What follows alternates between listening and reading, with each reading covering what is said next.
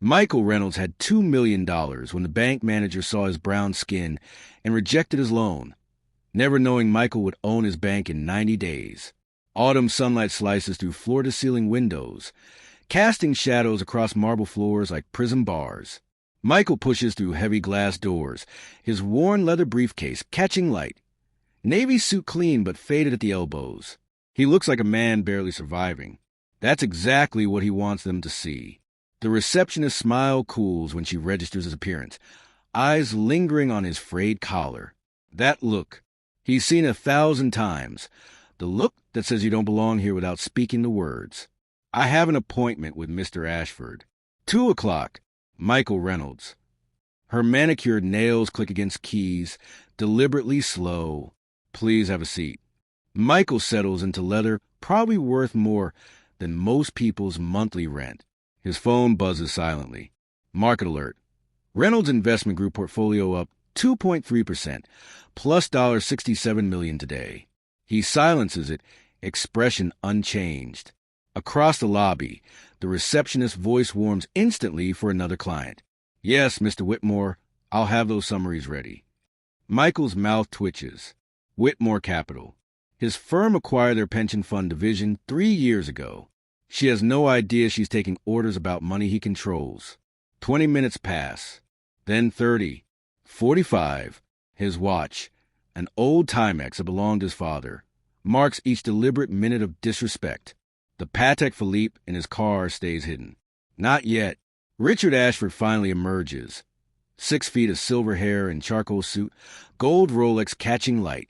He doesn't offer his hand. Mr. Reynolds. Come with me. Michael follows through a gauntlet of stairs, contempt poorly concealed behind professional masks. Richard's office screams power, mahogany desk, framed diplomas, photos of handshakes with mayors. A portrait of Richard accepting a community service award hangs behind his desk like a patron saint of hypocrisy. Sit. Richard settles into his throne with decades of casual authority. His eyes crawl over Michael's worn suit, scuffed shoes, battered briefcase. The assessment is surgical, designed to make Michael feel small. So, you're here about a business loan. His tone suggests the very idea amuses him. Yes, I'm looking to secure financing for a commercial property acquisition. The details are in my application. Richard holds up a hand. Before we waste each other's time, let me be frank. First Heritage Bank has certain standards. We serve a very specific clientele. Businesses with proven track records, substantial collateral. I understand. That's why I prepared comprehensive financials. Mr. Reynolds. Richard's voice sharpens like a blade. I've been in banking 30 years. I know a viable prospect when I see one, and I know when someone is reaching beyond their means. The words hang in air thick enough to choke on. Michael feels a familiar burn. Swallowed anger, composed fury of maintaining dignity in the face of casual cruelty. Perhaps if you looked at my application. Let me tell you what I see. A man in a suit that's seen better days, carrying a yard sale briefcase, probably living in subsidized housing, thinking he can walk into my bank and walk out with hundreds of thousands of dollars. The mask is completely off now. Do you know how many people like you come in here every month with big dreams and empty pockets? A soft knock interrupts. A young Asian woman stands in the doorway, holding a file. Mr. Ashford. Shouldn't we at least review Mr. Reynolds' application? It's bank policy. Richard's head snaps toward her, face flushing. Miss Wu, unless you want to join Mr. Reynolds in the unemployment line, return to your desk and remember your place. Karen Wu's face goes pale, but her eyes meet Michael's for 1 second. He sees recognition there. Solidarity. He notes her name badge. He'll remember. Richard turns back, voice dropping to something colder. What collateral could you possibly have? A car worth less than my watch? A house in some neighborhood I wouldn't drive through with my doors locked. He stands, signaling the meeting's end. This institution has standards to maintain, and frankly, your application doesn't align with the kind of investments we make. Michael almost smiles. The briefcase Richard mocks contains documents for a $47 million property portfolio. But Richard will never ask. He decided Michael's were at the moment he saw his skin. Michael rises slowly, deliberately. And what kind of investments are those, Mr. Ashford? Richard's smile turns arctic. The successful kind, made by people who understand how the world works, who know their place in it. There it is, the truth beneath corporate language. Prejudice wrapped in procedure. Racism dressed as business policy. I see. Thank you for your time. Michael turns, and Richard's voice follows him like a curse. Don't bother applying to our other branches. I'll make sure they know about this meeting. Michael pauses at the door, looks back. Richard sees something in his eyes he can't identify. Not anger, not defeat. Something else entirely. In the parking lot, Michael pulls out his phone. His CFO answers immediately. Michael, how did it go? Exactly as expected. Execute the Trojan protocol. I want every board member bought out before they know what's happening. Understood. Timeline. Majority share secured within 60 days. Full acquisition completed by 90. And Elizabeth? I want his office. Consider it done. 90 days pass like a slow-burning fuse. Richard continues his routine, rejecting applicants who don't fit his narrow definition of worthy, playing golf with council members, accepting awards for community service he never performs.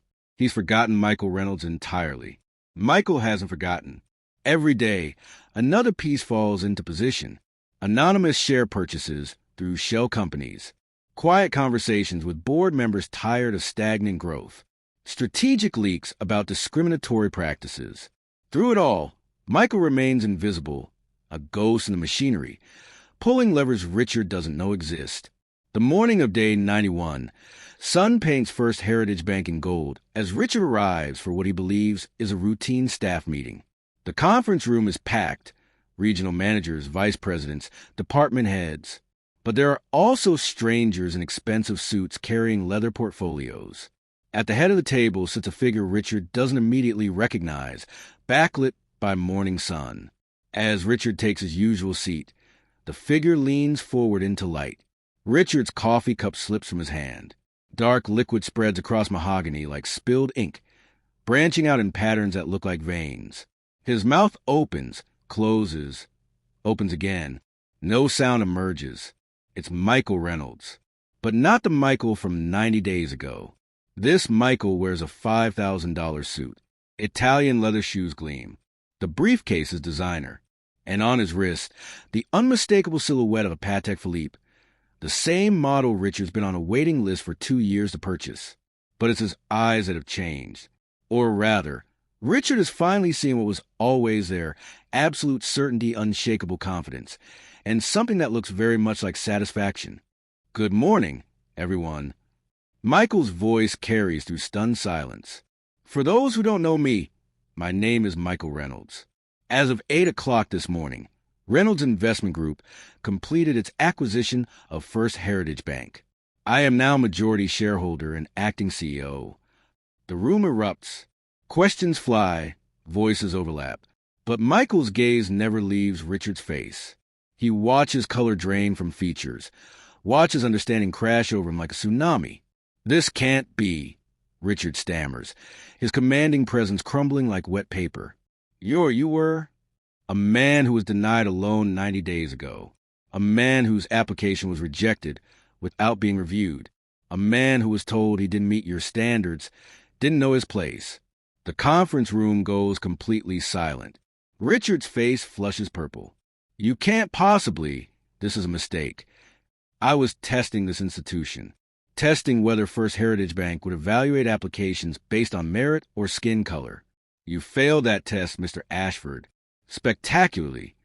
Michael stands, his presence filling the room. He pulls a folder from his briefcase. Let me tell you who I actually am, since you never bothered to ask. I'm Michael Reynolds, founder and CEO of Reynolds Investment Group, managing over $3 billion in assets. I graduated top of my class from Wharton. I've spent 20 years building businesses, creating jobs, and acquiring banks, particularly banks with cultures that need complete reformation. Richard's mouth opens and closes like a fish drowning in air. The briefcase you mocked belonged to my father, who worked 3 jobs to send me to college. The suit you dismissed? I wore it deliberately to see if you would judge the application, or the applicant. The subsidized housing you assumed? It's my investment property in a neighborhood I'm revitalizing. He opens a folder, paper rustling, deafening in silence. This is your file, Mr. Ashford. 26 formal complaints over 5 years, all conveniently buried. 43 loan applications from minority-owned businesses, rejected despite meeting every criterion. An internal memo you wrote suggesting the bank focus on traditional neighborhoods, language our legal team confirms constitutes a clear pattern of racial discrimination. That's not, I never meant. Michael raises a hand for silence. The gesture mirrors Richard's from 90 days ago. The parallel isn't lost on anyone. Here's what's going to happen. Effective immediately, you are terminated. Your severance package will be the legal minimum. Your access to all systems ends the moment you walk out that door. He pauses, letting words sink like stones into still water. And Mr. Ashford, I'm going to make absolutely certain that every bank in the city knows exactly why you were fired. You want to know my place? My place is right here at the head of this table, running this institution, making sure that what happened to me, what has happened to thousands of people who look like me, never happens again. Richard stands, face mottled purple-red, hand shaking. You can't do this. I have connections. I'll sue. You'll do nothing. Michael's voice drops to barely above a whisper, somehow more powerful for it. Because if you try to fight this, I will personally ensure that every racist policy, every discriminatory practice, every buried complaint becomes public record. I will make you the face of everything wrong with this industry. Do you understand me? The silence that follows is absolute. Richard looks around desperately, searching for allies. He finds only averted eyes. Your office key, your access card. Leave them on the table. Richard's trembling hands fumble with his keyring. Metal clicks against metal. The office key falls first, clinking against mahogany. Then the access card. Finally, the nameplate, brass, engraved, heavy with assumed permanence, land with dull thud that sounds like a door closing forever. Richard turns toward the door, gait unsteady, shoulders hunched, suddenly 20 years older. But Michael's voice stops him one last time. Mr. Ashford. Richard turns, and Michael walks around the table until they're face to face. You told me I needed to know my place. You were right about one thing. Everyone does need to know their place. But here's what you never understood. My place isn't determined by skin color or your prejudices. My place is wherever I decide it is, because I earned it through hard work, intelligence, and refusing to accept that any door was permanently closed. His voice carries weight that makes several people visibly emotional. And you? Your place is out that door, facing the consequences of believing that respect is something you can give or withhold based on melanin, that human potential can be measured by zip codes and briefcase conditions. Richard leaves without another word. The door closes with a soft click that feels like an epithet. The VP of Operations clears her throat tentatively. Mr. Reynolds, what are your plans for the bank? Michael's expression softens. Transformation. Complete transformation. We review every loan officer, every policy, every procedure. We establish community outreach in underserved neighborhoods. We create a fund specifically for minority-owned businesses historically denied access to capital. He looks around the table, meeting each person's eyes. We train every employee to understand that banking isn't just about money. It's about opportunity. It's about believing in people's potential. It's about seeing beyond superficial judgments to the substance underneath. I was denied a loan 90 days ago because of how I looked and the color of my skin. How many others have been denied for the same reason? How many brilliant ideas never came to fruition? How many businesses never started? How many families never built generational wealth because someone like Richard Ashford decided they didn't belong? The question hangs heavy, forcing everyone to confront their own complicity. If you can't get behind this vision, I'll provide generous severance. But if you stay, I expect commitment. I expect integrity. And I expect you to treat every person who walks through those doors with respect, regardless of what they look like, where they're from, or how much money they currently have. By the end of the first month, First Heritage's policies are completely overhauled. Loan applications now reviewed by diverse committees with specific training in recognizing unconscious bias. A new community investment program approves its first 10 loans. A woman-owned construction company rejected by 4 other banks. A black-owned tech startup developing educational software. A Latino family opening their 3rd restaurant. The changes ripple outward like waves. Other banks, terrified of similar exposure, begin reviewing their own practices with sudden urgency. Business journals write features about Michael's acquisition and the message it sends to an industry long hiding discriminatory practices. MBA programs develop case studies about corporate responsibility and real-world consequences of institutional racism. And Richard Ashford discovers his connections aren't as solid as he believed. Applications go unanswered. Interviews mysteriously canceled. Doors that always open remain stubbornly closed. He experiences, perhaps for the first time, what it feels like to be judged not on merit but on reputation, to be rejected before being given a chance. 6 months after acquisition, Michael stands before a packed Georgia State auditorium, invited to speak about entrepreneurship and overcoming barriers. The audience holds students of every background, their faces reflecting hunger for knowledge, hope, proof that systems designed to exclude them can be challenged. I want to tell you about the day I walked into a bank and was told I wasn't good enough, about assumptions made based on my appearance, about doors that closed in my face. He pauses, looking across young faces. But more importantly, I want to tell you what I did with that rejection. I didn't accept their judgment of my worth. I didn't internalize their prejudice or let their narrow vision define my possibilities. Instead, I used it. I let it remind me why I work so hard, why representation matters at every level, why it's not enough to succeed personally. We have to change the systems that create barriers in the first place. A young black woman in the front raises her hand. Mr. Reynolds, did you buy the bank just for revenge? Michael smiles, warm and genuine. I bought the bank to create change. Richard Ashford's termination wasn't about revenge. It was about accountability. About sending a message that discrimination has consequences. But more than that, it was about creating an institution that judges people by their character, their plans, their potential, not by skin color or zip code. He steps closer, voice dropping, intimate.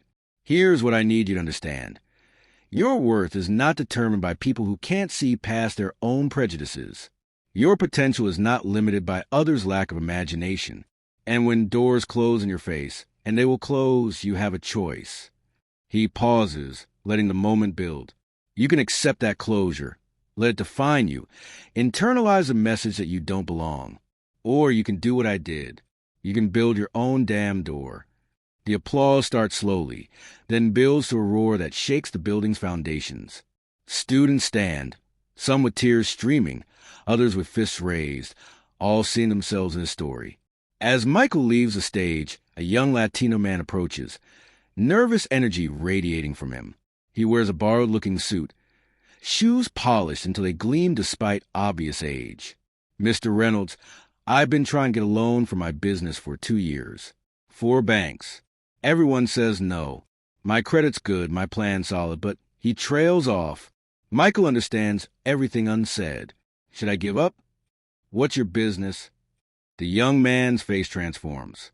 He launches into his vision, a mobile app connecting day laborers with legitimate employers, providing translation services and dispute resolution, protecting vulnerable workers from exploitation.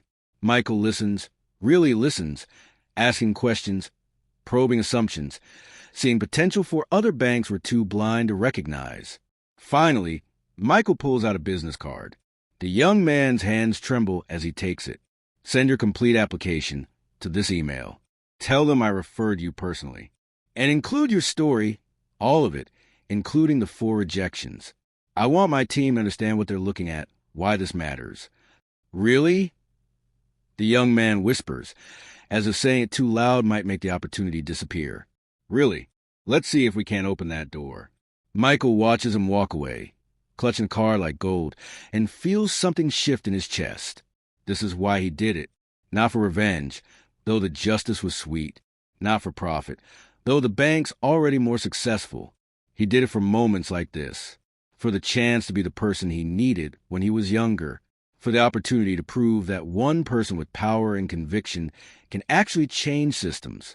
The camera pulls back slowly, showing Michael silhouetted against the auditorium's exit, students flowing around him like water finding new paths.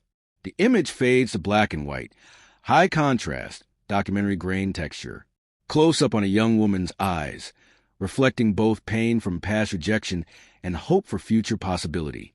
The frame widens to show the emptiness of the bank's marble lobby after hours, shadows stretching across floors like the ghosts of everyone who was turned away. Then Richard's former office, stripped bare, waiting to be filled with new purpose. Text appears across the darkness. This was not just one story. This happens every day. In banks, in boardrooms, in spaces where power decides who belongs and who doesn't, where skin color determines opportunity, where prejudice masquerades as policy. The final image, Michael's father's briefcase, worn leather catching light, sitting on a mahogany desk in the CEO's office.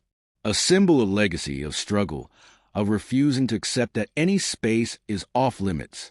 Have you ever been judged before you even opened your mouth, dismissed before anyone heard your story, told you didn't belong in a space you had every right to occupy? What would you do if the person who rejected you turned out to hold your future in their hands? Drop your thoughts below. Share your own stories, because every voice matters. And if you believe respect should never depend on appearance, wealth, or skin color, share this story. Because real power comes not from hoarding opportunity, but from spreading it. Not from building walls, but from opening doors for everyone.